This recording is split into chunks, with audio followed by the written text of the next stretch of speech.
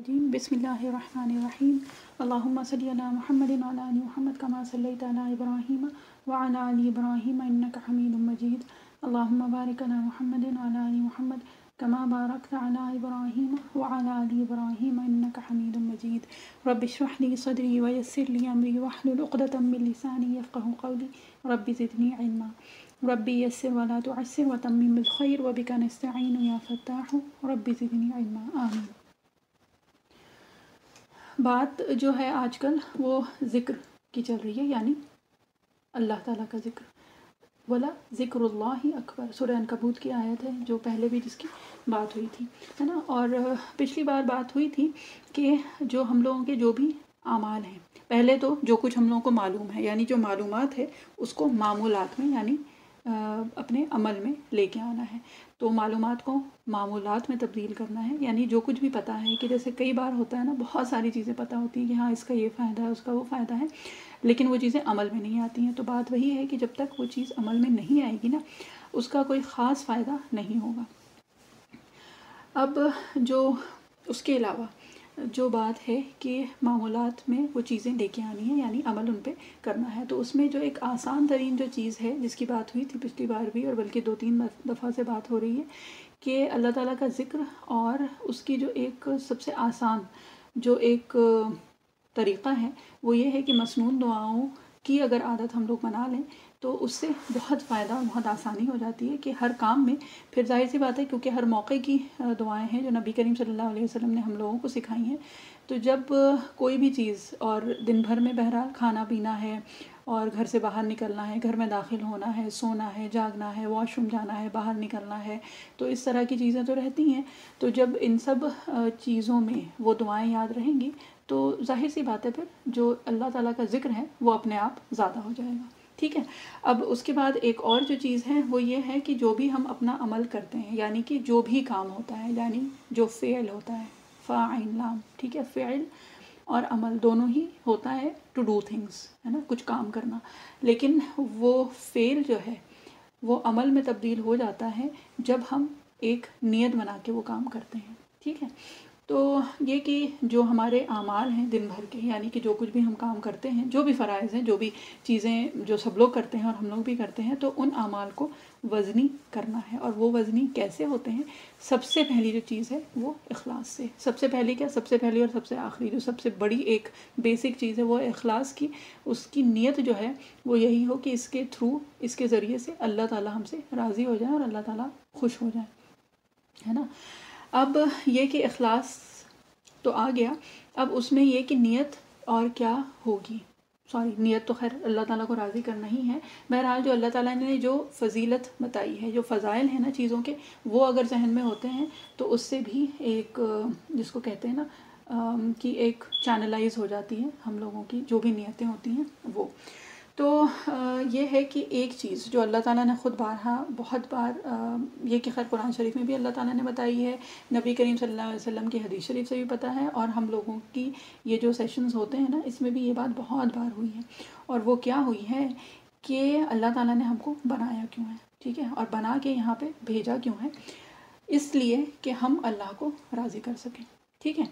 تو اللہ تعالیٰ ظاہر سی بات ہے ہم کو وہ کام کبھی بھی نہیں دیں گے جو ہمارے بس کا نہ ہو، یعنی جو ہم نہیں کر سکتے، اللہ تعالیٰ وہ کام ہم سے نہیں کہیں گے کرنے کے لیے، ہے نا، یہ بات تو ظاہر ہے۔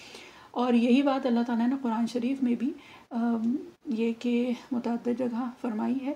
ایک جو ہم لوگوں کو یہ کہ اکثر ذہن میں رہتا ہے، اور وہ کیا ہے؟ سورہ بقرہ کی آخر کی جو 2 آیات ہیں نا، تو ان میں سے ایک آیت ہے آخر آیت سورہ بقرہ کی، اور ویسے بھی اس کی جو فضیلت میں پہلے بھی کر چکے ہیں کہ سورہ بقرہ کی آخر کی 2 آیات کم سے کم رات میں سونے سے پہلے ضرور پڑھنی چاہیے، اور اگر ہو سکے تو جو آخری رکوع ہے وہ بہت چھوٹا ہے، مطلب ایسا نہیں کہ بہت زیادہ وہ ہوگا، اور یہ کہ ایک بار معمول بنا لیں گے نا اس کو پڑھنے کا روز رات میں، تو بہت جلد ہی وہ یاد بھی ہو جاتی ہے۔ تو بہرحال آخر کی جو آیت ہے نا اس میں اللہ تعالیٰ نے کیا فرمایا ہے؟ لا یکلف اللہ نفسا الا وسعها، ٹھیک ہے، کہ اللہ تعالیٰ کسی کے اوپر بھی اس کی جو وسعت ہے، یعنی اس کی جو ایک لمٹ ہے نا، اس سے زیادہ اللہ تعالیٰ کسی کے اوپر بھی نہیں ڈالتے ہیں۔ تو جب اللہ تعالیٰ نے خود قرآن شریف میں کہہ دیا تو اس سے ایک بات تو ظاہر ہو گئی، اور وہ کیا ہے کہ اللہ تعالیٰ ہم سے وہ کام ہرگز نہیں کروائیں گے، ٹھیک ہے؟ اللہ تعالیٰ ہم کو وہ کام دیں گے نہیں جو ہم نہ کر سکیں۔ تو اگر اللہ تعالیٰ نے حکم دیا ہے نا قرآن شریف میں، اللہ تعالیٰ نے فرمایا ہے نا ذکراً کثیرا کرنے کو، کہ زیادہ سے زیادہ کثرت سے ذکر کرو، تو یعنی کہ یہ وہ چیز ہے جو ڈویبل ہے نا، it is a reasonable thing, ایسا نہیں ہے کہ کوئی ایسی چیز ہے جو ہم کر ہی نہیں سکتے۔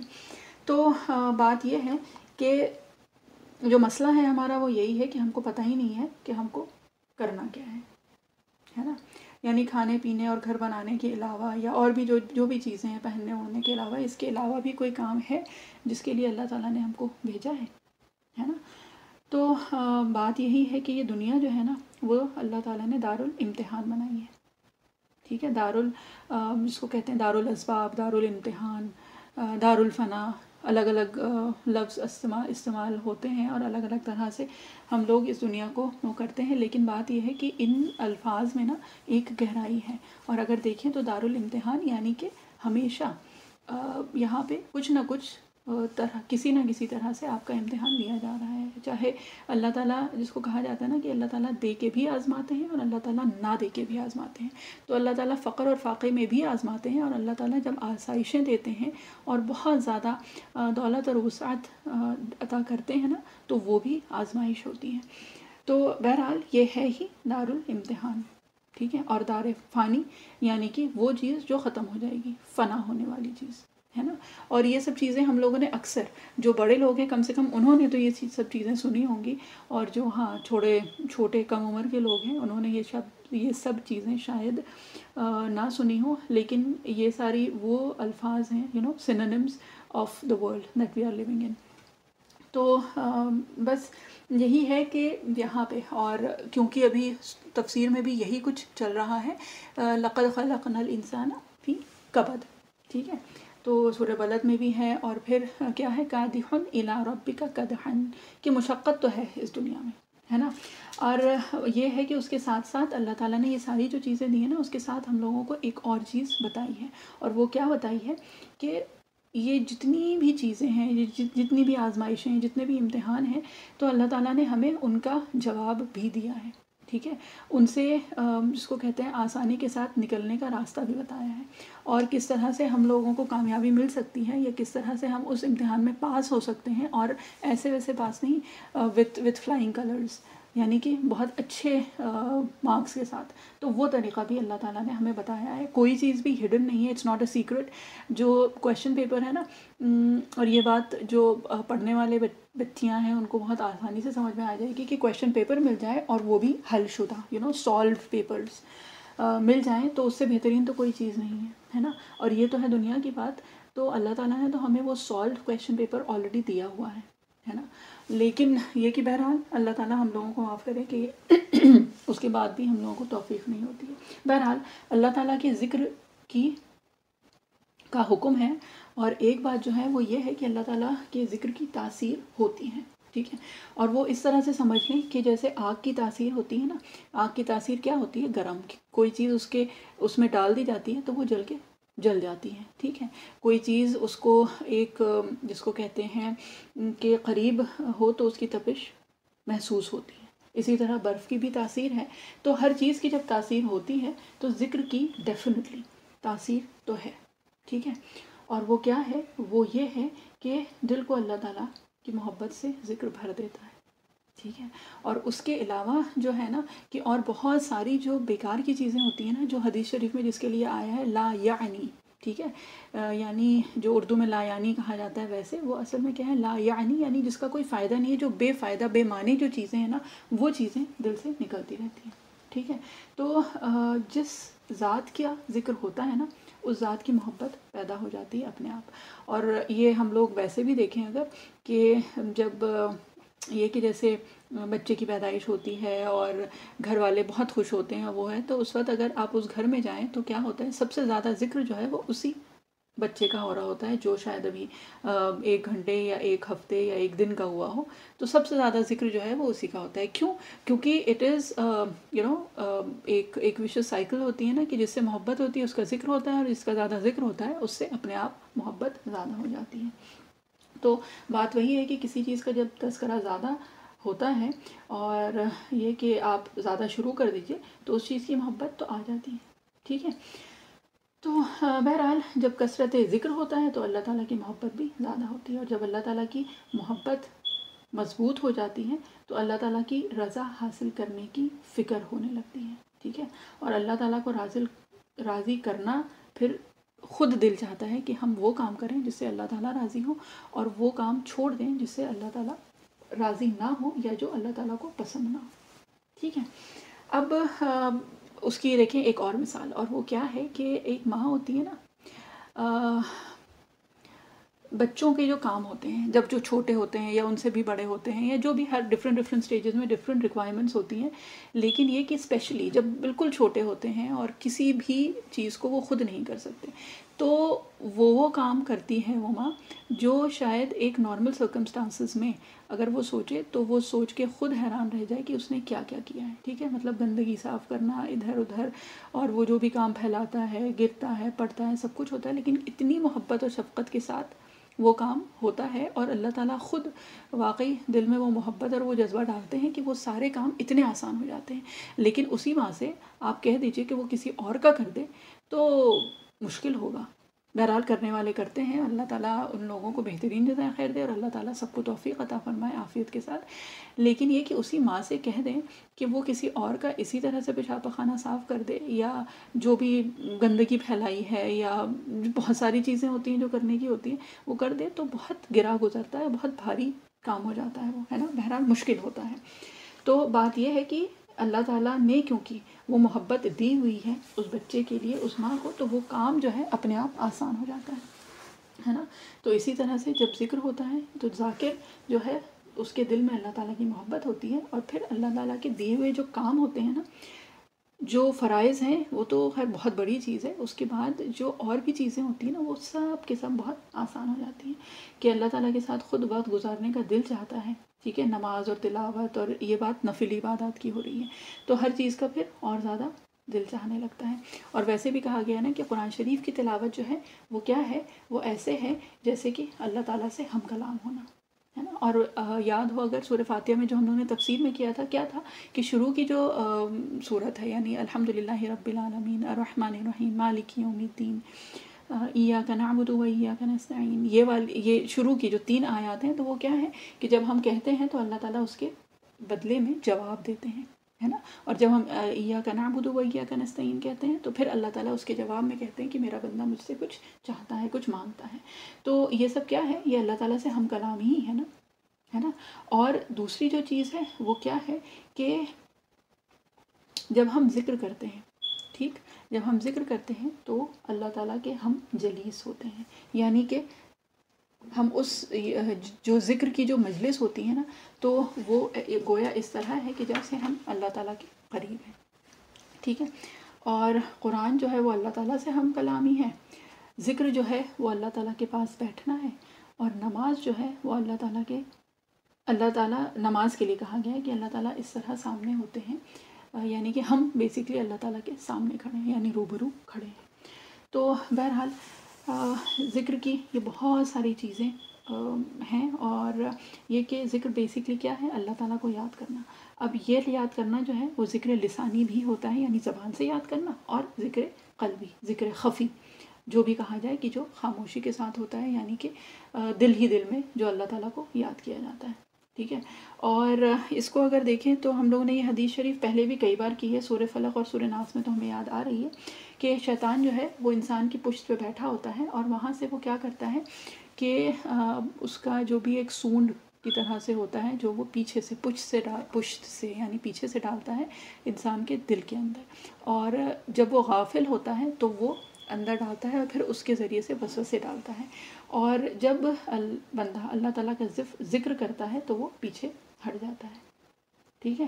تو بات یہ ہے کہ اپنی غفلت سے بچنا ضروری ہے ہم لوگوں کے لیے، کیونکہ پھر اس میں ہی پھر وسوسے بھی آتے ہیں. اور جیسے اللہ تعالیٰ نے قرآن شریف میں بھی فرمایا ہے وَلَا تَكُن مِنَ الْغَافِلِينَ، کی غافلوں میں سے یعنی غفلت برتنے والوں میں سے نہ ہو جانا. تو یہ ہے کہ جب ہم کوئی نیکی کرتے ہیں، بہرحال اللہ تعالیٰ کی توفیق سے ہی ہوتی ہے، تو یہ کہ نیکی کرتے وقت جو ذکر کرنے والا ہوتا ہے، یعنی جو ذاکر ہوتا ہے نا، جو غافل نہیں ہوتا ہے، تو وہ کیا کرتا ہے کہ وہ بھلے ہی زبان سے یہ ہے کہ اللہ تعالیٰ کو یاد کرتا رہتا ہے، اور اس کے برعکس کیا ہوتا ہے کہ جو غافل ہوتا ہے تو وہ جو بھی اپنا کام کرتا رہتا ہے، لیکن بہرحال جس غفلت میں کرتا ہے اور اس نیت سے نہیں کرتا ہے اور وہ اخلاص نہیں ہوتا ہے، تو پھر یہ کہ اس کو وہ جو مقصد ہے وہ حاصل نہیں ہو پاتا ہے، ٹھیک ہے۔ اور یہ کہ جب ذکر کے ساتھ جو بھی ہم اپنا کام ہے، چاہے کھانا پکانا ہے، اور یہ بات تو پہلے بھی ہو چکی ہے نا کہ کھانا پکانا ہے، گھر کی صاف صفائی ہے، کپڑے دھلنا، برتن دھلنا، یہ سب کچھ ہوتا رہتا ہے، تو کیا ہے کہ زبان پہ کچھ اور رہتا ہے، دل میں اللہ تعالیٰ کی یاد رہتی ہے، وہ ذکر رہتا ہے، اور کیا ہوتا ہے کہ اس کے علاوہ کام، ہاتھ پیر جو ہیں وہ جس بھی کام میں لگے ہوئے ہیں، تو یہ بھی جو ہے نا وہ اللہ کی اطاعت میں ہی لگے ہوئے ہیں، تو ذکر کا جو مقصد ہے وہ تو ہم کو حاصل ہو رہا ہے پھر، ٹھیک ہے۔ اب کیا ہے کہ ذکر یہ بھی ہوتا ہے کہ اللہ کی یاد جب ہوتی ہے نا، تو اس وقت کیا ہوتا ہے کہ جس وقت بھی گناہ کا کوئی موقع آتا ہے تو ہم کو اللہ تعالیٰ یاد آ جاتے ہیں، اور وہ گناہ سے ہم دور ہو جاتے ہیں، اس گناہ سے ہم دور ہو جاتے ہیں۔ تو بات وہی ہے کہ مقصد جو ہے وہ یہ ہے کہ اللہ تعالیٰ کی یاد دل میں ایسی آ جائے کہ گناہ کا موقع آئے تو اللہ تعالیٰ کا دھیان آئے، اور کیا ہو کہ خود ہم جو ہیں اللہ تعالیٰ کی طرف چلے جائیں اور انسان اس گناہ سے بچ جائے۔ تو یہ ہے جو کہ ایک بہت بڑا فائدہ ہے ذکر کا، ٹھیک ہے۔ اب دیکھیں جب انبیاء علیہ السلام کو بھی اللہ تعالیٰ یہ کہ انہوں نے رسالت دی، یعنی اللہ تعالیٰ نے رسالت دی انبیاء علیہ السلام کو بھی، تو اس وقت بھی اللہ تعالیٰ نے ذکر کے لیے کہا، ٹھیک ہے۔ اب مثال کے طور پہ موسیٰ علیہ السلام اور ہارون علیہ السلام کو اللہ تعالیٰ نے جب موسیٰ علیہ السلام سے جب ہم کلامی کی تھی، کہ موسیٰ علیہ السلام دیکھیں وہ نبی ہیں جن کا قرآن شریف میں سب سے زیادہ تذکرہ ہوا ہے نا، اور موسیٰ علیہ السلام کو کلیم اللہ کہا گیا ہے، یعنی کلیم اللہ سے کیا مراد ہے؟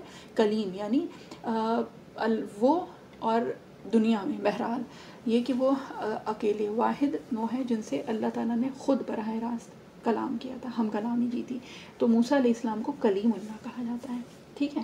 تو جب موسیٰ علیہ السلام کو اللہ تعالیٰ نے فرعون کے پاس بھیجا تھا، تو سورہ طٰہٰ یعنی جو سورہ نمبر 20 ہے اس کی آیت نمبر 42 میں اللہ تعالیٰ نے کیا فرمایا کہ جائیے فرعون کے پاس، ٹھیک ہے، انت و اخوک، آپ اور آپ کے بھائی، بآیاتی یعنی ہماری آیات کے ساتھ، اور کیا ہے ولا تنیا فی ذکری، اور دونوں کو کیا حکم دیا اللہ تعالیٰ نے؟ دونوں سے، یعنی موسیٰ علیہ السلام سے یہ کہا کہ آپ جائیے، اور کیا ہے اس میں ایک اور حکم کیا ہے کہ دونوں میری یاد سے غافل نہ ہونا، ٹھیک ہے۔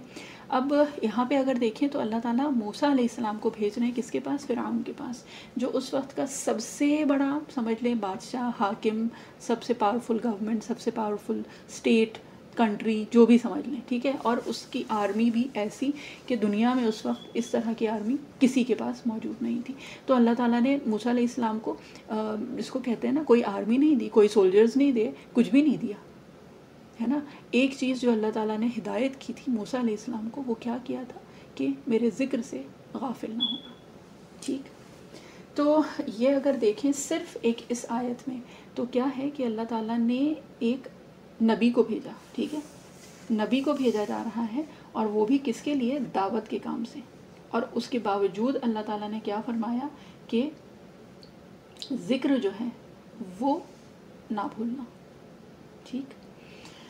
تو بات وہی ہے کہ دعوت کی جو ابتدا ہوتی ہے نا اس میں بھی ذکر ہے، اور یہ نبی کو حکم ہو رہا ہے، تو ہم اور آپ تو یہ کہ کیا چیز، اور اس کے بعد یہ کہ ہم لوگ جو کام کر رہے ہیں، تو بہرحال ایسا تو نہیں ہے کہ جو سب سے جس کو کہتے ہیں نا super power of the world, اس کو جا کے ہم اللہ کی دین کی دعوت دے رہے ہیں، تو ہم تو وہ بھی نہیں کر رہے ہیں۔ تو بہرحال جو اپنے جو بھی کام ہے اللہ تعالیٰ نے فرائض دیے ہیں، تو اس میں بدرجہ اولیٰ ہم کو ذکر اذکار کی ضرورت ہے نا۔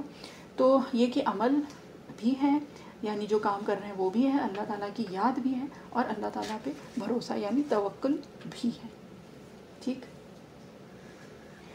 اب یہ کہ جب یہ ذکر ہوتا ہے نا تو یہ ذکر مدد دیتا ہے ہم کو نماز میں، ٹھیک ہے، اور اس کے ذریعے سے جو قرآن کا نور ہے وہ بھی حاصل ہوتا ہے، اور یہ سب فوائد ہیں ذکر کے، ٹھیک ہے۔ جیسے نماز کے لیے کہا گیا ہے نا تنہا عن الفحشاء والمنکر، کہ نماز جو ہے وہ برے کاموں سے محفوظ کر لیتی ہے، اور ذکر سے کیا ہوتا ہے، دل کو یعنی قلب کو قوت ملتی ہے، قوت حاصل ہوتی ہے، ذکر سے دل کو یعنی جو ہمارا قلب ہے اس کو نور حاصل ہوتا ہے، اور جو بھی یہ قرآن اور نماز اور جو بھی اور ہماری عبادات ہیں نا ان کا جو نور ہے وہ جذب کرنے کی توفیق ہوتی ہے ہمارے دلوں کو۔ اور بہرحال اللہ تعالیٰ نے تو خیر سورہ بقرہ میں ویسے بھی کیا فرمایا ہے، اذکرونی اذکرکم، ٹھیک ہے، کہ تم مجھے یاد کرو میں تمہیں یاد کروں گا، اور یہ مطلب اس سے زیادہ سمپل نسخہ شاید ہی ہم کو کہیں پہ بھی مل پائے، اور بہت سمپل سی ایک چیز ہے کہ تم مجھے یاد کرو اور میں تمہیں یاد کروں گا۔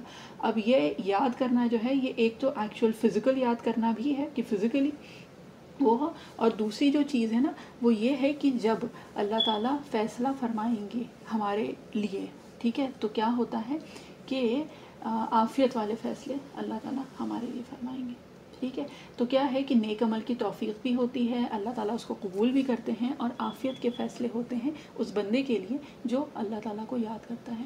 کیونکہ ویسے بھی اگر مثال کے طور پہ دیکھیں نا کہ کہیں پہ جانا ہے یا کچھ کام ہے یا جو بھی ہے تو ہم کسی سے کہتے ہیں نا کہ ہاں ہم کو بھی یاد رکھیے گا، تو اس یاد کرنے کا کیا مطلب ہے کہ وہ ہمارے ایسا تو نہیں کہ ہمارے نام ہمارا لیتا رہے اور یاد کرتا رہے، بات وہ نہیں ہے، بات کیا ہے، بات یہ ہے کہ یاد کرنے سے مطلب یہ ہے ہمارا کہ، اور جو جس سے کہا جاتا ہے اس کو بھی یہ بات سمجھ میں آتی ہے کہ جب وقت پڑے گا تو وہ ہم کو یاد رکھے، یعنی کہ ہمارے حق میں فیصلہ کرے، یا ہمارے جس کو کہتے ہیں نا کہ کچھ لینا ہے کچھ دینا ہے جو بھی ہے، تو اس وقت وہ ہم کو یاد رکھے، یعنی ہمارے لیے وہ کام کر دے۔ تو اللہ تعالیٰ کا یاد کرنا بھی ہر پیرائی میں ہوگا کہ اللہ تعالیٰ ایک تو یہ کہ وہ فزیکل جو ایکچوئل ہے وہ بھی، اور اس کے علاوہ یہ ہے کہ اللہ تعالیٰ خیر کے فیصلے تو ویسے بھی اللہ تعالیٰ فرماتے ہیں، اس کے ساتھ ساتھ یہ ہے کہ خیر اور عافیت کے ساتھ اللہ تعالیٰ ہمارے لیے فیصلے فرمائیں گے جو ہمارے لیے خیر اور عافیت والے ہوں گے، ٹھیک ہے۔ اب یہ بات جو ہے نا کہ جسم کا جو ہر ایک حصہ ہوتا ہے نا تو اس کے اوپر ذکر کے اثرات ہوتے ہیں، ٹھیک، اور یہ ایک مقولہ ہی ہے لیکن یہ بڑا جس کو کہتے ہیں کہ اچھا لگا تھا، تو ہم نے کہا یہ بھی آپ لوگوں سے شیئر کیا جائے، ٹھیک ہے۔ ذکر العین بالبکا، ٹھیک ہے، ذکر الاذنین باصغاء، ذکر اللسان بالثناء، ذکر الیدین عطاء، ذکر البدن بالوفاء، ذکر القلب بالخوف والرجاء۔ یہ عربی کا ایک مقولہ ہے، اس کا ہم ابھی وہ بتاتے ہیں، ٹھیک ہے۔ اب کیا ہے ذکر العین بالبکا، کہ آنکھوں کا ذکر جو ہے وہ کیا ہے کہ آنکھوں سے آنسو جاری ہو جاتے ہیں، بکا جو ہے وہ رونے کو کہا جاتا ہے، ٹھیک ہے، یعنی کہ بیسکلی بات کیا ہے کہ دل جب ذکر کرتے ہیں نا تو دل نرم ہو جاتا ہے، اور کیا ہوتا ہے کہ دعا ہے، تلاوت ہے، نماز ہے، اللہ تعالیٰ کی بات کرنے میں خود دل بھر جاتا ہے، ٹھیک ہے، یعنی کہ آنکھ میں آنسو آ جاتے ہیں، اور کہا جاتا ہے نا اردو میں آنکھ کو چشم کہتے ہیں، تو ان چشم سے چشمہ جاری ہو جاتا ہے، ٹھیک ہے۔ اور اس کے برعکس کیا ہوتا ہے کہ جب ذکر نہیں ہوتا ہے تو دل سخت ہو جاتا ہے، تو جیسے سخت زمین سے چشمہ جاری نہیں ہوتا ہے تو ویسے ہی کیا ہوتا ہے کہ کچھ بھی کر لیں، بڑی بڑی چیزیں سن لیتے ہیں، بڑی بڑی بات سن لیتے ہیں، لیکن جس کو کہتے ہیں نا کہ کسی طرح بھی رونا نہیں آتا، آنکھیں جیسے خشک ہو چکی ہوتی ہیں، اور وہی جب دل نرم ہوتا ہے تو پھر کیا ہوتا ہے کہ آپ کو اللہ کی یاد سے، یا وہ جب باتیں ہوتی ہیں، جب نبی کریم صلی اللہ علیہ وسلم کی، انبیاء اکرام علیہ السلام کی یہ کہ قرآن شریف کی کوئی بات ہوتی ہے، کچھ تلاوت ہوتی ہے، کوئی چیز ہو جاتی ہے تو پھر رونا آتا ہے، ٹھیک ہے۔ اب اس کے بعد کیا ہے اذنین بالاصغاء، کہ انسان کے کان جو ہے نا وہ بات سننے کے لیے متوجہ ہو جاتے ہیں، ٹھیک ہے، اور یہ سارا الگ الگ جو اعضاء ہیں ہمارے ان کا ذکر کی بات کی گئی ہے کہ کانوں کا ذکر کیا ہے، کانوں کا ذکر یہ ہے کہ جو آپ کو اچھی نصیحت کی جائے نا تو اس کی طرف متوجہ ہو، اور اس پہ پھر کیا ہو کہ اس پہ عمل کریں ہم، ٹھیک ہے۔ اور یہ قرآن شریف میں بھی اللہ تعالیٰ نے سورہ زمر میں آیت نمبر 18 میں کیا بتایا ہے، الذین یستمعون القول فیتبعون احسنہ، کہ جو لوگ اچھی طرح بات کو سنتے ہیں اور پھر اس پر اچھی طرح سے عمل کرتے ہیں. ٹھیک ہے، تو کانوں کا جو ذکر ہے وہ کیا ہے کہ اچھی نصیحت سنیں اور پھر اس پہ عمل کیا جائے. ٹھیک ہے، اور یہی بات دیکھیں اگر سورہ ملک میں یہ بات کیا ہے کہ جب جہنمی، اس یہ مفہوم جو بتایا گیا ہے وہ کیا ہے کہ جب جہنمی جائیں گے جہنم میں، ٹھیک ہے، تو ان سے فرشتے پوچھیں گے کہ تمہیں کوئی ڈرانے والا نہیں آیا تھا کیا؟ تو وہ کہیں گے کہ آیا تو تھا مگر کیا کہ ہم نے اس کو جھٹلایا. اور پھر وہ حسرت کریں گے کہ اے کاش اگر ہم سنتے اور عقل رکھتے، ٹھیک ہے، تو ہم جہنم میں جانے والوں میں سے نہ ہوتے. تو کیا بات ہو گئی کہ کاش کہ ہم سنتے. ٹھیک ہے، اس کے بعد یہ کہ بات آ گئی پھر لسان کی، یعنی زبان، اور ذکر اللسانی بالثنا، ثنا کہتے ہیں اللہ کی تعریف، اللہ کی ثنا. ٹھیک ہے، تو بات وہی آ گئی اس کی، ذکر لسانی کی. ٹھیک ہے، ذکر الیدین، یدین ہوتے ہیں دونوں ہاتھ. عطا، ٹھیک ہے، عطا کیا ہے؟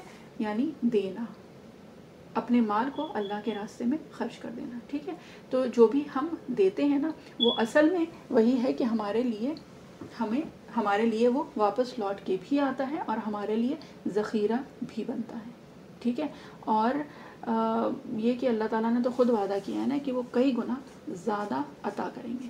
ٹھیک ہے، اور من جاء بالحسنۃ فلہ عشر امثالھا، کہ اس کو کم سے کم 10 گنا تو ملتا ہے. ٹھیک ہے، اور یہ جو ہے یہ اللہ تعالیٰ کا وعدہ ہے، قرآن شریف میں یہ آیا ہے. ٹھیک، اس کے بعد پھر کیا بچا؟ اس کے بعد بدنی، ذکر البدنی بالوفا، کہ جو جسم کا یعنی بدن کا جو ذکر ہے وہ کیا ہے کہ اللہ تعالیٰ سے وفا، اور وہ کیا ہے کہ اللہ تعالیٰ کی غیر کی طرف متوجہ ہم نہ ہوں. ٹھیک ہے، اور یہ سورہ انعام یعنی سورہ نمبر 6 جو ہے اس کی آیت نمبر 17، یہ کیا ہے؟ ابراہیم علیہ السلام نے کیا؟ انی وجہت وجہی للذی. ٹھیک ہے، اور یہ کہ ابراہیم علیہ السلام کے لیے اللہ تعالیٰ نے کیا فرمایا؟ وَإِبْرَاهِيمُ الَّذِي وَفَّى، کہ ابراہیم علیہ السلام وہ ہیں جنہوں نے وفا کی اپنے رب کے ساتھ. ٹھیک، تو اس کے بعد پھر ذکر القلب آ گیا، ذکر القلبی بالخوف والرجا، کہ دل میں جو ہے وہ کیا ہے؟ امید اور اللہ تعالیٰ کا ڈر. اور خوف اور رجا کی بات تو اس سے پہلے بھی ہو چکی ہے نا.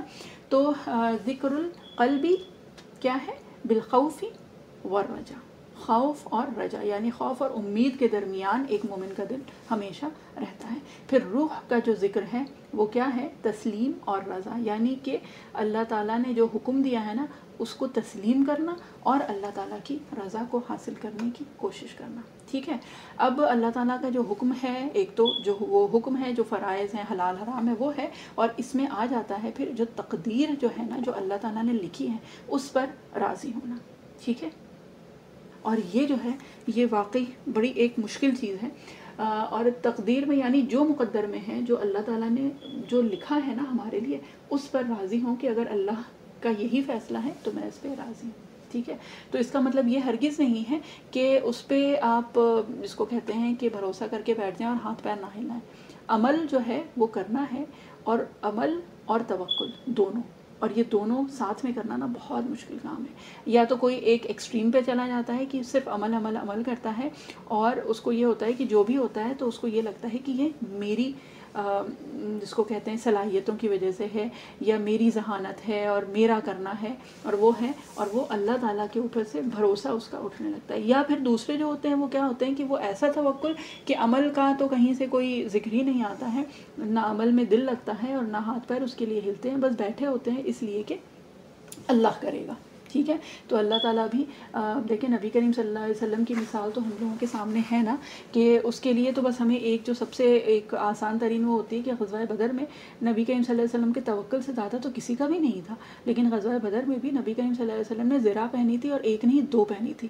تو بات یہ ہے کہ اپنا جو بھی حتی الامکان کوششیں ہیں، اپنی جو ایک تدبیر ہے نا وہ تو کرنی ہے، اور توکل اس کے ساتھ ساتھ کرنا ہے. ٹھیک ہے، تو جب یہ ساری چیزیں ہوتی ہیں نا تو پھر یہ ہے کہ ایمان کی جو حلاوت ہے نا وہ محسوس ہوتی ہے.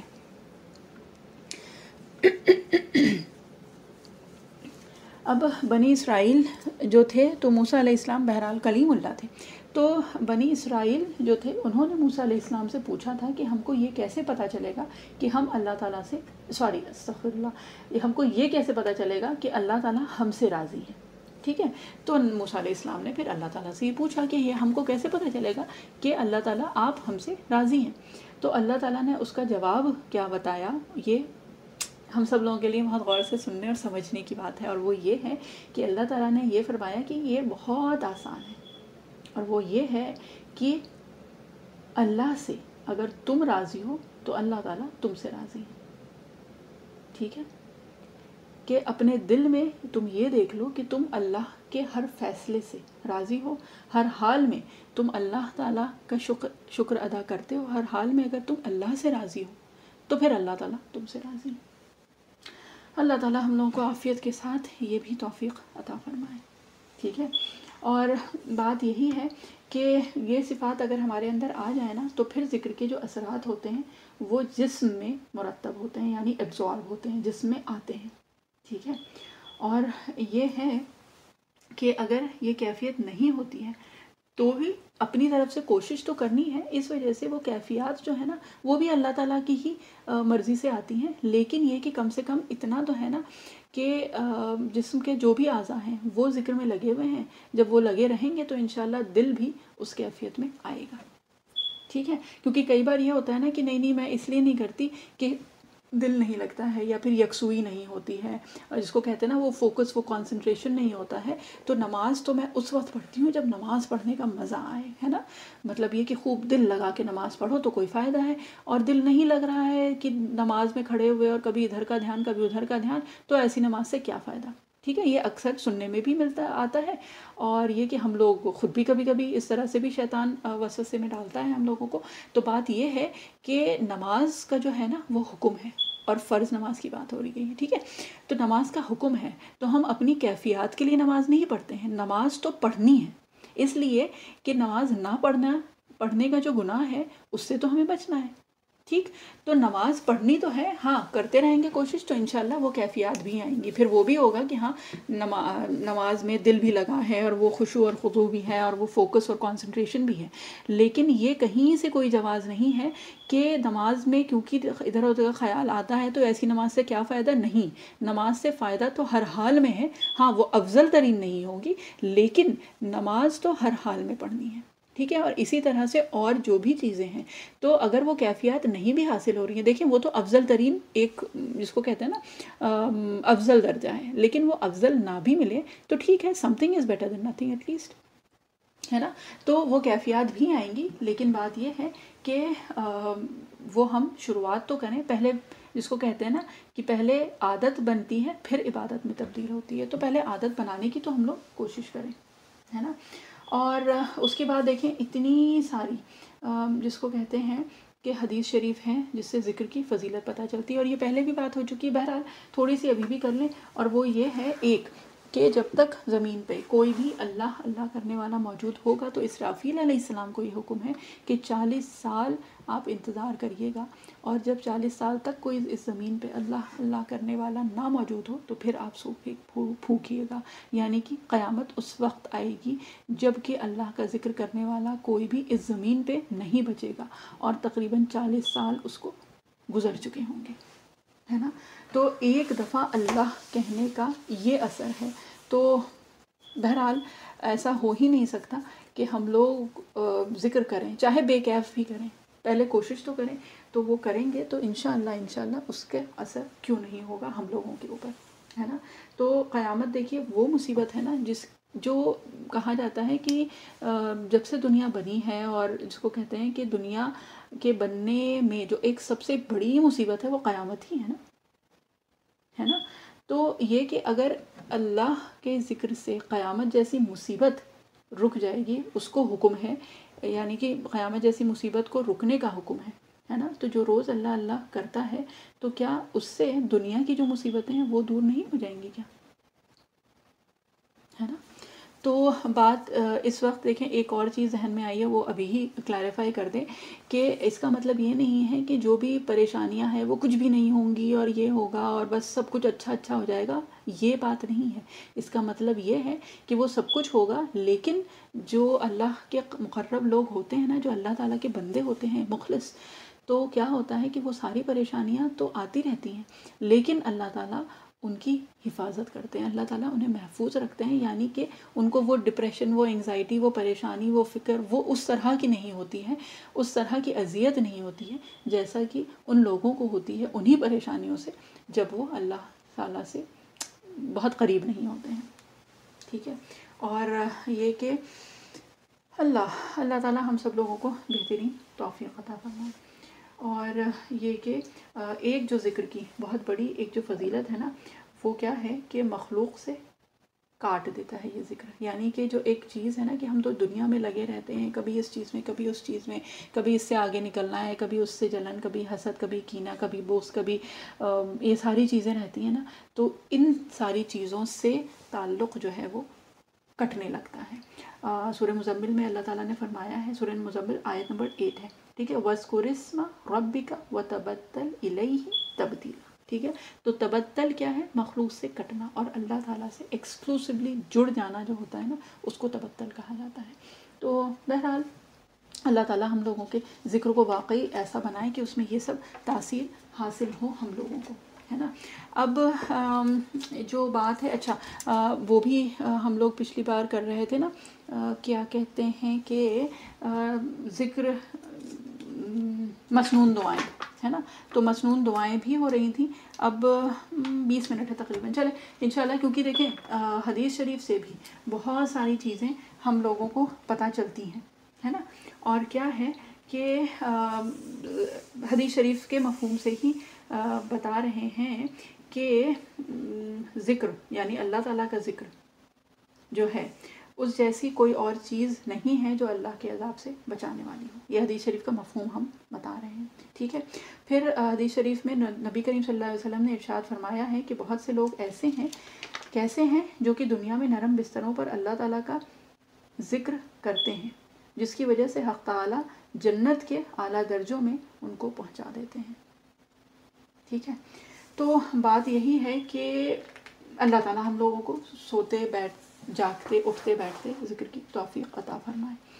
اب ایک اور حدیث شریف ہے، اور یہ انشاءاللہ یہ ہم سب لوگوں کو فائدہ دے گی، ٹھیک ہے۔ حضرت ابو درداء رضی اللہ عنہ فرماتے ہیں کہ تو اللہ کے ذکر کو اپنی مسرتوں اور خوشیوں کے اوقات میں کر، وہ تجھ کو مشقتوں اور تکلیفوں کے وقت کام دے گا، ٹھیک ہے۔ حضرت سلمان فارسی رضی اللہ عنہ فرماتے ہیں کہ جب بندہ راحت کے، خوشی اور ثروت کے اوقات میں اللہ تعالیٰ کا ذکر کرتا ہے، پھر اس کو کوئی مشقت اور تکلیف پہنچتی ہے، تو فرشتے کہتے ہیں کہ یہ تو کوئی مانوس آواز ہے، مانوس مطلب فیملیئر آواز ہے، ٹھیک ہے، جو ضعیف بندے کی ہے، ٹھیک ہے، یعنی کسی اس بندے کی ہے جو ذکر میں لگا رہتا تھا۔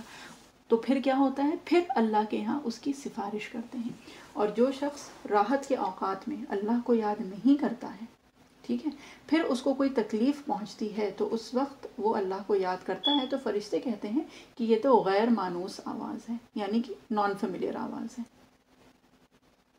حضرت ابن عباس رضی اللہ عنہ فرماتے ہیں کہ جنت کے 8 دروازے ہیں، اور ان میں سے ایک جو ہے وہ صرف ذاکرین کے لیے ہے، ٹھیک۔ تو بہرحال اللہ تعالیٰ ہم لوگوں کو کثرت ذکر کی توفیق عطا فرمائے۔ پھر ایک اور حدیث شریف ہے حضرت ابو ہریرہ رضی اللہ عنہ اور حضرت ابو سعید رضی اللہ عنہ کی، وہ فرماتے ہیں کہ حضور صلی اللہ علیہ وسلم کو انہوں نے سنا، وہ ارشاد فرما رہے تھے کہ جو جماعت اللہ کے ذکر میں مشغول ہو، فرشتے اس جماعت کو سب طرف سے گھیر لیتے ہیں، اور رحمت ان کو ڈھانپ لیتی ہے، اور سکینہ ان پر نازل ہوتی ہے، اور اللہ جل شانہ ان کا تذکرہ اپنی مجلس میں تفاخر کے طور پر فرماتے ہیں، ٹھیک ہے۔ اور یہ حدیث شریف ہم اکثر آپ لوگوں نے بہت زیادہ سنی ہوگی۔ بہرحال ہم کو اس لیے کرنے کا مقصد یہ تھا کہ یہ ذکر کر دیا جائے کہ یہ آپ لوگ ایک بار بہرحال ہم لوگوں کے جو یہ سیشنز ہیں ان میں بھی اس کا تذکرہ ہو جائے۔ اور یہ بہت عام، جس کو کہتے ہیں عام طور پہ یہ پڑھی جانے والی حدیث ہے۔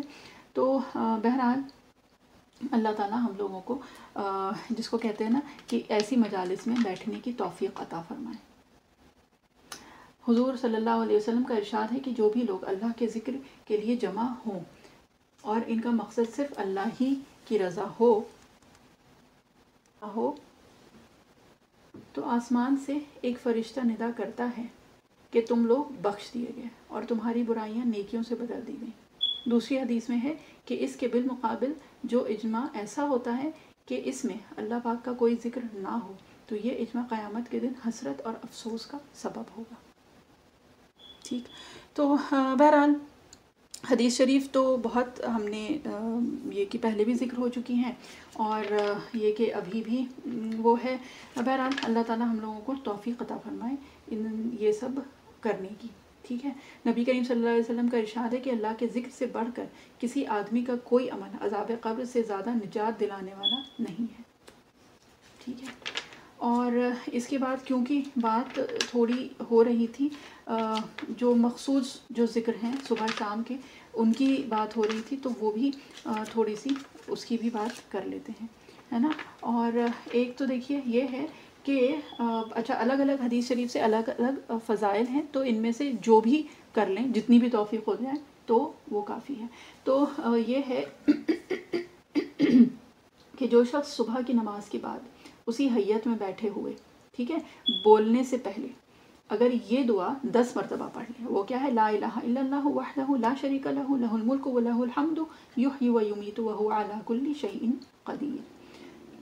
ٹھیک، تو جو یہ پڑھ لے تو اس کے لیے 10 نیکیاں لکھی جائیں گی، ٹھیک ہے، 10 برائیاں معاف فرمائی جاتی ہیں اور جنت میں 10 درجہ بلند ہوتا ہے اور تمام دن وہ شیطان اور مکروہات سے محفوظ رہتا ہے۔ پھر ایک اور جو استغفار ہے نا، استغفر اللہ الذی لا الہ الا هو الحی القیوم واتوب الیہ، ٹھیک ہے، تو جو صبح یعنی فجر اور عصر کے بعد یہ استغفر اللہ الذی لا الہ الا هو الحی القیوم واتوب الیہ یہ 3 مرتبہ پڑھے اس کے گناہ معاف ہو جاتے ہیں، خواہ وہ سمندر کی جھاگ کے برابر کیوں نہ ہو یا خواہ وہ سمندر کے برابر کیوں نہ ہو۔ ٹھیک ہے، تو یہ تو ہو گئے یہ 2 اذکار۔ اب اس کے علاوہ ہم لوگ ویسے بھی اس سے پہلے جو بات ہو رہی تھی نا وہ ہو رہی تھی اور جو اذکار ہیں ان کی، ہے نا، اور اس میں صبح شام کے اذکار کافی تو ہو گئے تھے اور پھر نماز کی بھی بات ہو گئی تھی۔ اب کیا ہے کہ کچھ جو مخصوص تسبیحات ہیں، ہے نا، تو ان کی بھی بات جلدی جلدی کر لیتے ہیں۔ اور وہ کیا ہے، وہ ایک تو دیکھیں یہ ہے کہ عرفات کے دن کی بہرحال یہ بھی وہ ہو جاتا ہے، لیکن یہ کہ یہ پھر جب وقت آئے گا اس کا تو بھی ہو کے آ جائے گا، لا الہ الا اللہ وحدہ لا شریک لہ لہ الملک ولہ الحمد وہو علی کل شیء قدیر۔ اور یہ ہم اسی کتاب میں سے پڑھ رہے ہیں جس کا PDF آپ کو لوگوں کو ہم نے گروپ پہ بھیجا ہے، ٹھیک ہے۔ تو یہ وہ فورٹریس آف اے مسلم یا پھر حصن المسلم ایک دعا کی کتاب ہے، اس میں سے یہ چیزیں ہم نے لی ہیں، ٹھیک ہے۔ اور ویسے جو بھی دعا کی کتابیں جو بھی آپ کے پاس موجود ہیں نا تو اس میں سے آپ پڑھ لیجئے، بس یہ کہ مستند کتاب ہو اور یہ کہ اس میں جو بھی دعائیں ہیں مسنون دعائیں ان کو کرنے کی کوشش کریں، اپنے معمولات میں لانے کی کوشش کریں انشاءاللہ، ٹھیک ہے۔ اور یہ کہ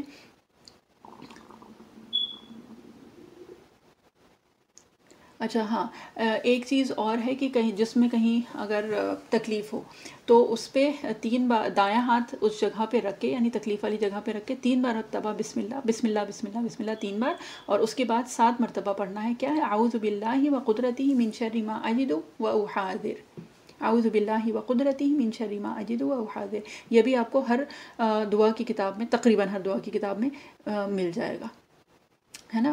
اور اس کے بعد یہ کہ رات کے یہ چیزیں تو ہو چکی ہیں جو بھی ذکر اذکار، اور یہ تو کافی بار ویسے بھی بات ہو چکی ہے اس کی، ہے نا۔ اور یہ ہے استغفر اللہ الذی لا الہ الا هو الحی القیوم واتوب الیہ، تو اس کی تو ابھی بات ہوئی ہے۔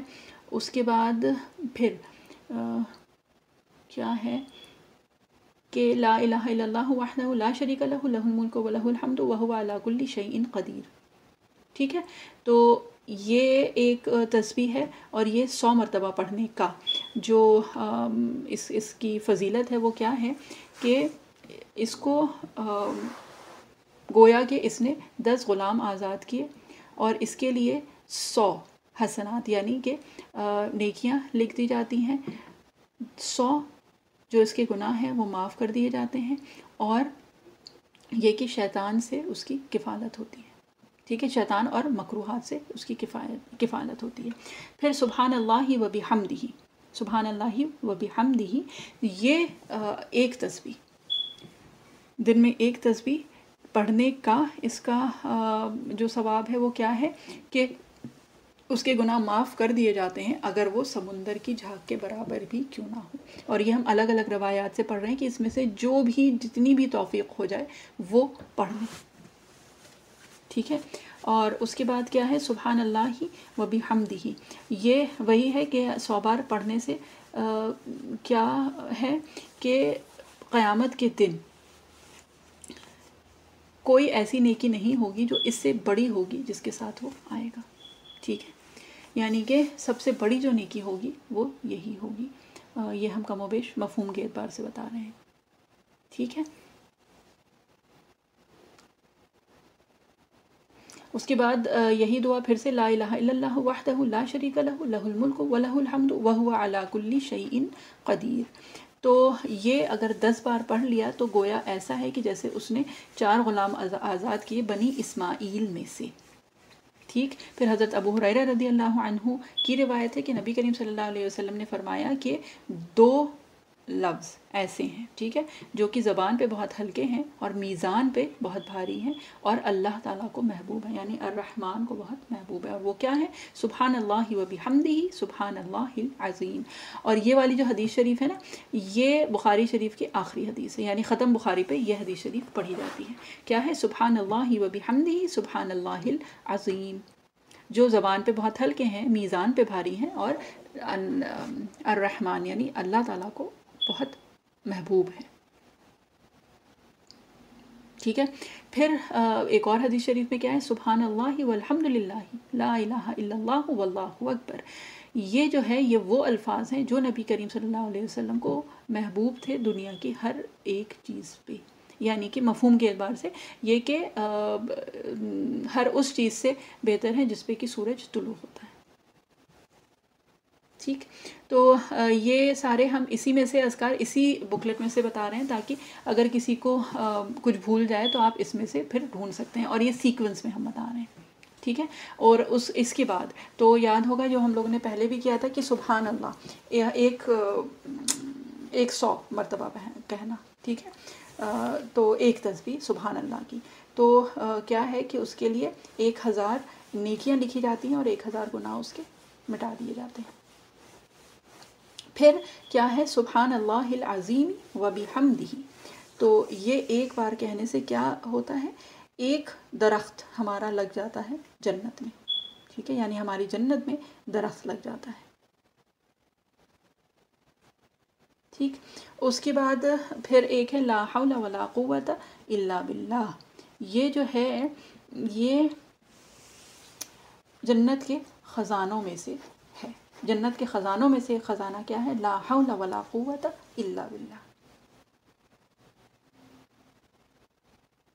پھر ایک دوسری حدیث شریف سے جو پتہ چلتا ہے سبحان اللہ والحمد للہ ولا الہ الا اللہ واللہ اکبر، یہ 4 جو کلمات ہیں اللہ تعالیٰ کو بہت محبوب ہیں، ٹھیک ہے، یعنی کہ سب سے محبوب ہیں، سب سے محبوب جو ہیں یہ 4 کلمات ہیں، وہ کیا ہیں سبحان اللہ والحمد للہ ولا الہ الا اللہ واللہ اکبر، ٹھیک ہے۔ اور اس میں یہ ہے کہ آپ کو جس سے بھی شروع کرنا ہے، یعنی سبحان اللہ سے شروع کرنا ہے، الحمدللہ سے، لا الہ الا اللہ سے، اللہ اکبر سے، جس سے بھی شروع کریں، بات جو ہے وہ ان 4 کلمات کی ہے سبحان اللہ والحمد للہ ولا الہ الا اللہ واللہ اکبر، ٹھیک ہے۔ اب اس کے بعد یہ ہے جو ہم سجدوں کے بیچ میں بھی دعا پڑھتے ہیں اللہم اغفر لی وارحمنی واہدنی وعافنی وارزقنی، ہے نا. تو یہ بھی یہ کہ جو اذکار ہیں مسنون اس میں سے یہ بھی ایک دعا ہے. اور یہ کہ افضل الذکر لا الہ الا اللہ، یہ تو خیر ہم لوگوں کو ویسے بھی، اور یہ حدیث شریف سے ہی، افضل الذکر لا الہ الا اللہ، اور کیا ہے افضل الدعاء الحمدللہ. ٹھیک ہے کہ بہترین ذکر، افضل ذکر جو ہے وہ لا الہ الا اللہ ہے، اور افضل دعا جو ہے وہ کیا ہے الحمدللہ. ٹھیک ہے. اور اس کے بعد پھر یہ ہے کہ وہ نیکی جو ہمیشہ چلتی رہے، وہ کیا ہے؟ وہ ہے یہ کہنا سبحان اللہ والحمد للہ لا الہ الا اللہ واللہ اکبر ولا حول ولا قوة الا باللہ. تو یہ کہ اگر کچھ کنفیوژن ہو رہا ہو نا تو اس میں سے جو بھی یاد ہے آپ وہ پڑھیں، اور یہ کہ کوئی بھی دعا کی کتاب اگر آپ اٹھا کے دیکھیں گے نا تو اس میں آپ کو یہ چیزیں مل جائیں گی ان کی فضائل کے ساتھ. اکثر جو ہے وہ فضائل اور حوالے کے ساتھ دی ہوتی ہیں یہ دعائیں. ٹھیک ہے. تو یہ کون سی تھی؟ سبحان اللہ والحمد للہ لا الہ الا اللہ واللہ اکبر ولا حول ولا قوة الا باللہ.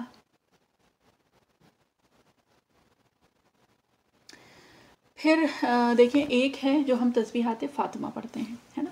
تسبیحات فاطمہ جو ہے وہ کیا ہے کہ یہ وہ تسبیح ہے جو نبی کریم صلی اللہ علیہ وسلم نے اپنی بیٹی صاحبہ یعنی حضرت فاطمہ رضی اللہ عنہا کو سکھائی تھی. ٹھیک ہے. اور اس کا واقعہ کیا ہے؟ اس کا واقعہ کچھ اس طرح سے ہے کہ نبی کریم صلی اللہ علیہ وسلم کے پاس ایک بار بہت غلام آئے. ٹھیک ہے. تو حضرت علی رضی اللہ عنہ وہاں موجود تھے. تو یہ کہ اس وقت ان لوگوں کے حالات یعنی حضرت فاطمہ اور حضرت علی رضی اللہ عنہما کے حالات کافی اس طرح سے تھے کہ فاطمہ رضی اللہ عنہا دن بھر کا کام کر کے بہت تھک جاتی تھیں. ٹھیک ہے. اور یہ کہ وہ چکی چلانا اور پانی لے کے آنا اور وہ سارے جو بھی گھر کے کام تھے وہ اس سے بہت زیادہ نقاہت ہو جاتی تھی. تو اس حد تک کہ آپ رضی اللہ عنہا کی پشت پہ یعنی پیٹھ پہ اور شانوں پہ نشان پڑ گئے تھے جب وہ جس کو کہتے ہیں نا اپنے اوپر لاد کے جب وہ پانی اور وہ سب لاتی تھیں اور جو چکی چلانا ہوتا تھا تو اس کی وجہ سے ہاتھوں میں ان کے جو سمجھنے کے لیے ہی کہہ رہے ہیں کہ جو گھٹے اور وہ سب پڑ جاتے ہیں وہ ہو گیا تھا. تو جب یہ غلام آئے تو علی رضی اللہ عنہ کو اس وقت تو حیا آئی تو انہوں نے وہاں پہ تو کچھ نہیں کہا. انہوں نے نبی کریم صلی اللہ علیہ وسلم سے اس وقت نہیں کہا. گھر آئے اور فاطمہ رضی اللہ عنہا سے انہوں نے یہ فرمایا کہ مطلب وہی کہ بھائی آپ صلی اللہ علیہ وسلم کے پاس غلام آئے تو تم ایک لے لو اس لیے کہ گھر میں تھوڑی سی مدد ہو جائے گی. ٹھیک ہے. تو فاطمہ رضی اللہ عنہا نبی کریم صلی اللہ علیہ وسلم کے پاس گئیں اور ہم یہ مختصراً بتا رہے ہیں، یہ حدیث شریف کافی طویل ہے. تو یہ کہ فاطمہ رضی اللہ عنہا نے جب اپنی یہ ساری چیزیں بتائیں کہ اتنا تھکان ہو جاتی ہے اور یہ سب کچھ جو بھی اپنی پریشانی تھی اور گھر کے کام اتنے زیادہ ہیں تو یہ کہ گھر کے کام میں مدد کے لیے کوئی مل جائے. تو اس پہ نبی کریم صلی اللہ علیہ وسلم نے حضرت فاطمہ رضی اللہ عنہا کو یہ فرمایا تھا کہ میں تمہیں وہ چیز نہ بتا دوں جو اس سے بہتر ہو. اور پھر نبی کریم صلی اللہ علیہ وسلم نے فرمایا تھا مفہوم کے اعتبار سے کہ 33 مرتبہ سبحان اللہ، 33 مرتبہ الحمدللہ اور 34 مرتبہ اللہ اکبر، یا پھر الگ الگ اقوال ہیں 33 مرتبہ سبحان اللہ، 33 مرتبہ الحمدللہ اور 33 مرتبہ اللہ اکبر، اور آخر میں لا الہ الا اللہ وحدہ لا شریک لہ. یہ پڑھنا جو ہے وہ اس چیز سے بہتر ہے جو تم مجھ سے مانگ رہی ہو. تو اس حدیث شریف کے مفہوم کے اعتبار سے اس تسبیح کو تسبیحات فاطمہ کہا جاتا ہے. اور اس کی فضیلت تو بہت ہے اور یہ واقعی الحمدللہ ثم الحمدللہ ہم سب لوگوں کے معمول میں بھی ہے. لیکن یہ ہے کہ بہرحال جب یہ کہ اس کی فضائل کے ساتھ اور جب اس علم کے ساتھ جب یہ پڑھی جاتی ہے تو پھر اس کی کیفیت ہی الگ ہوتی ہیں. اور یہ دیکھیں ایک جس کو کہتے ہیں نا پرسنل ایک وہ ہے ایکسپیرینس اور تجربہ ہے کہ واقعی جب اس کو کہتے ہیں نا کہ بہت کبھی کبھی ہوتا ہے نا کہ کام کرتے کرتے اتنا تھک جاؤ کہ چکر آنے لگے اور کچھ دماغ کام کرنا بند ہو جاتا ہے رات میں، اور اس کے باوجود اگر دیکھو تو لگتا ہے کہ اچھا یہ بھی نہیں ہوا، وہ بھی نہیں ہوا، یہ بھی نہیں کر پائے، وہ بھی نہیں کر پائے. ہم یہ نارمل گھر کے کاموں کی بات کر رہے ہیں. ٹھیک ہے. جو ہم لوگوں کے روزمرہ کے اس میں ہوتا ہے کہ کرتے کرتے جس کو کہتے ہیں نا رات تک دماغ بالکل گھوم جاتا ہے اور یہ کہ مہلت نہیں ملتی ہے کہ ایک لمحے کو بھی بیٹھ کے تھوڑا سا آرام کر لیں یا لیٹنا تو خیر بہت دور کی بات ہے. تو جب وہ ہوتا تھا نا تو ایک بار بس ایسے ہی ذہن میں آیا تھا، اور پھر اللہ تعالیٰ نے، بہرحال وہ کیفیت ہوتی ہے، وہ ایک اللہ تعالیٰ کو کچھ بتانا ہوتا ہے، کچھ سمجھانا ہوتا ہے. تو اس وقت اس تسبیح کا اللہ تعالیٰ نے یاد دلائی، اور یہ کہ اس نیت سے پڑھی تھی، تو واقعی جس کو کہتے ہیں نا کہ اس کی کیفیت ہی کچھ اور تھی. تو یہ ہے کہ نبی کریم صلی اللہ علیہ وسلم نے اپنی بیٹی کو اس وقت کوئی وہ نہیں دیا تھا، کوئی غلام نہیں دیا تھا، انہوں نے یہ تسبیحات فرمائی تھی. ٹھیک، تو بات وہی ہے کہ اگر ہم لوگوں کا بھروسہ ہو نا ان چیزوں پہ تو پھر یہ چیزیں اثر بھی کرتی ہیں. اور دیکھیں وقت تو بہت تھوڑا سا رہ گیا ہے، لیکن اس بات پہ ہی ایک چیز یاد آئی، اللہ تعالیٰ اس کی تاثیر ہم لوگوں کے اندر ڈالتے ہیں. تو بہرحال ایک قصہ ہے، اور وہ قصہ کیا ہے؟ وہ قصہ ہے یہ ہارون رشید رحمۃ اللہ علیہ. ٹھیک ہے، بادشاہ تھے ہارون رشید رحمۃ اللہ علیہ کے زمانے کا. ہارون رشید جو تھے نا اس وقت کے وہ تھے، مطلب یہ کہ ان کی سلطنت تھی اور بہت بڑی سلطنت تھی. ان کی بیگم تھی زبیدہ خاتون. ٹھیک، زبیدہ خاتون اور ہارون رشید یہ دونوں ساحل پہ جا رہے تھے. ٹھیک ہے، ایک مطلب یہ کہ جیسے مارننگ واک ہوتی ہے، اسٹرول، اس کے لیے جا رہے تھے دن کے جس بھی وقت میں، تو ساحل پہ جا رہے تھے. اور ہارون رشید رحمۃ اللہ علیہ کے زمانے میں ایک وہ تھے، ان کو مجذوب کہا جاتا ہے، بہرحال صوفی تھے، ان کا نام تھا بہلول دانا رحمۃ اللہ علیہ. ٹھیک ہے، تو بہلول دانا رحمۃ اللہ علیہ جو تھے وہ وہاں پہ اس ساحل پہ کیا بنا رہے تھے؟ مٹی کے گھر بنا رہے تھے. جیسے اکثر ہوتا ہے نا، سینڈ کیسلز بناتے ہیں بچے بھی، تو ساحل پہ وہ مٹی کے گھر بنا رہے تھے. تو ہارون رشید رحمۃ اللہ علیہ نے پوچھا کہ بہلول کیا کر رہے ہو؟ تو انہوں نے جواب میں بتایا، بہلول رحمۃ اللہ علیہ نے بتایا کہ یہ میں مٹی کے گھر بنا رہا ہوں. تو کہنے لگے کہ اچھا یہ مٹی کے گھر بنا رہے ہو تو کیا فائدہ ہے ان کا؟ تو انہوں نے یہ کہا کہ یہ میں مٹی کے گھر بنا رہا ہوں، اور جو ان کو خریدے گا تو ان کے لیے جنت میں ایک محل ہوگا. ٹھیک، اب یہ بات ہوئی تو ہارون رشید نے سنا یہ بات اور مسکرا کے آگے بڑھ گئے. اب زبیدہ خاتون بھی تھی ان کے ساتھ، تو انہوں نے جب پوچھا بہلول دانا سے کہ یہ کیا کر رہے ہو، تو انہوں نے بتایا کہ میں یہ مٹی کے گھر بنا رہا ہوں، اور جو یہ گھر خریدے گا مجھ سے اس کے لیے جنت میں ایک محل ہوگا. ٹھیک، تو زبیدہ خاتون نے کیا کیا کہ انہوں نے کہا کہ اچھا کتنی قیمت ہے اس گھر کی؟ تو انہوں نے کہا جو بھی 1 دینار 1 درہم جو بھی تھا اس وقت کا کرنسی. تو یہ کہ زبیدہ خاتون نے وہ گھر بہلول دانا سے خرید لیا، ایک گھر. ٹھیک، اب یہ بات ختم ہوئی، یہ اب سب اپنے اپنے اس میں. اب ہارون رشید رحمۃ اللہ علیہ جب رات میں سوئے تو انہوں نے خواب میں ایک بہت عالیشان ایک گھر دیکھا. ٹھیک ہے، بہت بڑا ایک محل، کیسل جو بھی سمجھ لیں اس کو، پیلس ان جنہ. تو جب انہوں نے دیکھا تو اس میں جانا چاہا. جب جانا چاہا تو پتہ لگا کہ نہیں، یہ آپ کا نہیں ہے. پوچھنے پہ پتہ چلا کہ یہ تو زبیدہ خاتون کا ہے. ٹھیک، اور ان کو وہاں پہ جانے سے منع کر دیا گیا. اب جب انہوں نے، ہارون رشید کی جب آنکھ کھلی اور انہوں نے سوچا، تو انہوں نے وہ کل کا قصہ یاد آیا، اور وہ پھر گئے دوبارہ وہیں جہاں پہ کل گئے تھے، اور وہاں گئے تو بہلول دانا رحمۃ اللہ علیہ وہیں پہ ہی بیٹھے تھے، اور یہ کہ وہ مٹی کے گھر بھی موجود تھے. تو بہرحال ہارون رشید گئے ان کے پاس اور انہوں نے کہا کہ بہلول یہ گھر ایک مجھے بھی خریدنا ہے، اور اس کی کیا قیمت ہے؟ تو بہلول دانا رحمۃ اللہ علیہ نے یہ فرمایا کہ آج ان کی قیمت جو ہے آپ کی پوری سلطنت یا غالباً آدھی سلطنت ہے. تو ہارون رشید رحمۃ اللہ علیہ بہت حیران ہوئے کہ یہ کیا بات ہوئی، کل تو تم نے 1 درہم میں یہ بیچ دیا تھا، اور آج میری آدھی سلطنت یا پوری سلطنت مانگ رہے ہو. تو بہلول رحمۃ اللہ علیہ نے اس وقت جواب میں جو کہا کہ کل جو تھا وہ بن دیکھے کا سودا تھا، یعنی ایمان بالغیب کا سودا تھا. کل ایمان بالغیب کا سودا تھا، آج آپ دیکھ کے آئے ہیں. سمجھ میں آئی بات کہ آج تو آپ کو دکھا دیا گیا ہے، تب آپ پلٹ کے آئے ہیں نا. تو اب یہ غیب کا سودا نہیں ہے، اب تو یہ دیکھ لیا، اب تو یہ پتہ چل گئی بات. تو اب اس کی قیمت وہ نہیں ہے جو بالغیب کی جو قیمت ہوتی ہے نا، ہم اس قیمت پہ لینا ہے ہم کو. تو بات وہی ہے کہ جو نبی کریم صلی اللہ علیہ وسلم نے بتا دیا نا، جو اللہ تعالیٰ نے وعدہ کر دیا نا، وہ سب غیب ہے. کہ ایک بار یہ پڑھنے سے اتنا ثواب ہے، ایک بار ہم یہ کر لیتے ہیں تو اس کا اتنا اجر ہے. تو بات یہ ہے کہ جب ہم اس پہ بھروسہ کریں گے نا کہ ایک بار ہم نے سبحان اللہ و بحمدہ پڑھ لیا تو ہمارے لیے ایک جنت میں ایک درخت بن گیا، لا حول ولا قوت، یہ جو ہے یہ جنت کے خزانوں میں سے ہے، اور اتنی بار قل هو اللہ پڑھنے سے جنت میں محل تیار ہوتا ہے۔ یہ سب جب ہم اس چیز کو مانیں گے نا تب ان چیزوں میں تاثیر بھی آئے گی۔ تو بہرحال اللہ تعالی ہم سب لوگوں کو ایمان بالغیب کی بہترین توفیق عطا فرمائے۔ سبحان اللہ و بحمدہ، سبحانک اللہم و بحمدک، نشہد ان لا الہ الا انت، نستغفرک و نتوب الیک۔ سبحان ربک رب العزۃ عما یصفون وسلام علی المرسلین والحمد للہ رب العالمین برحمتک یا ارحم الراحمین۔ جزاک اللہ خیر۔ السلام علیکم و رحمۃ اللہ وبرکاتہ۔